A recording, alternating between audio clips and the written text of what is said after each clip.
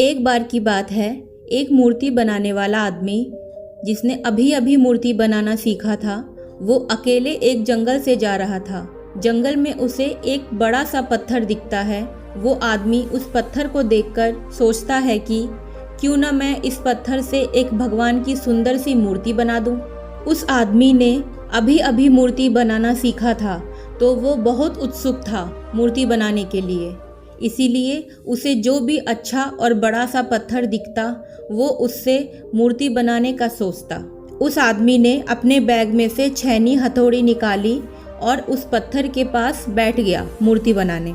उसने जैसे ही उस पत्थर पर छैनी हथौड़ी से वार किया, उस पत्थर से आवाज़ आई, मुझे दर्द हो रहा है। वो आदमी उस आवाज़ को सुनकर हैरान हो गया। उसने फिर से छैनी हथौड़ी से उस पत्थर पर वार किया, तो फिर से उस पत्थर से आवाज़ आई कि मुझे दर्द हो रहा है। वो आदमी अपना सामान उठाकर वहाँ से चला गया और उस पत्थर को वहीं छोड़ दिया। थोड़ा आगे जाने के बाद उसे एक और बड़ा पत्थर दिखा। उसने फिर से उस बड़े पत्थर से मूर्ति बनाने का सोचा और अपना सामान निकालकर पत्थर पे वार करने लगा। उस पत्थर को भी दर्द हो रहा था, लेकिन वो पत्थर चुपचाप रहा और दर्द को सहता रहा। थोड़ी देर बाद उस मूर्तिकार ने उस पत्थर से एक खूबसूरत मूर्ति बना दी। मूर्ति बनाने के बाद वो उसे वहीं छोड़कर आगे चला गया।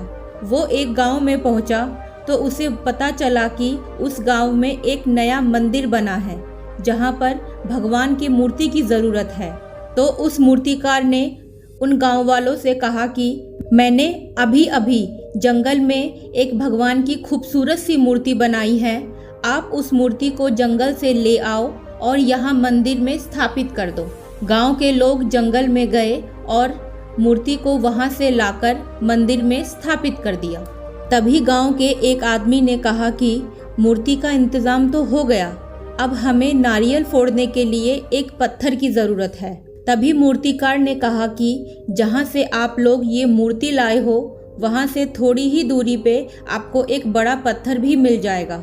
गांव के लोगों ने उस पत्थर को भी लाकर मंदिर में नारियल फोड़ने के लिए रख दिया। एक बार रात के समय मूर्ति और पत्थर आपस में बात कर रहे थे कि तू कितना खुश है, तेरी पूजा होती है, तुझे लोग सजाते हैं, पूजते हैं और मुझ पे नारियल फोड़ते हैं।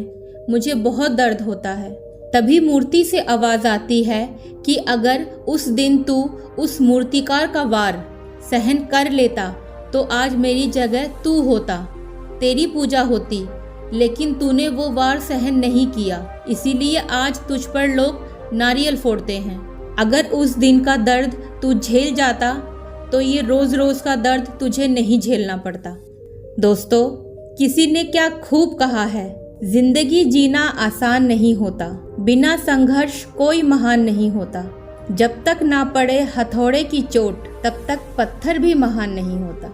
हो सकता है आज का थोड़ा दर्द सहना आपको आगे के लिए सुकून दे जाए।